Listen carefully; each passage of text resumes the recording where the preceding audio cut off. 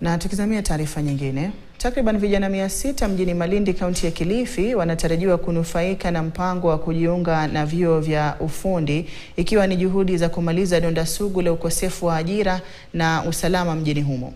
Mpango huo ambao unafadhiliwa na mbunge wa Malindi Amina Mnyazi utatekelezwa kwa awamu ya vijana, hususan katika eneo hilo la Malindi.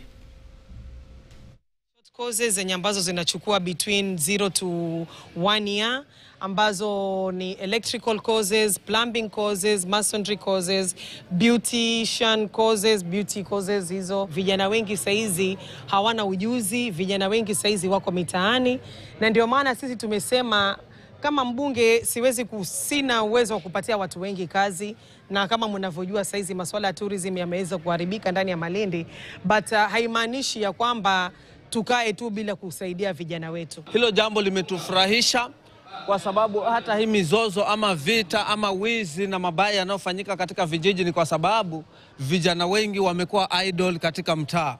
Lakini kwa sababu ya mpango huu ambao umeuleta na kuanzisha hapa Malindi ya kwamba atawasupport vijana zaidi ya 600 kuenda colleges kusoma, hakika hili jambo litapunguza uhalifu. Ninaamini kabisa vile ambavyo tumekuwa na yeye na akaongea na sisi, vijana wetu hawatakuwa maoza, vijana wetu hawatakuwa wahalifu, vijana wetu watashika mwenendo mzuri, na kwa kweli tutaishi maisha ambayo ni mazuri. Haijawahi fanyika tena katika maeneo yetu haya ya bunge ya Malindi.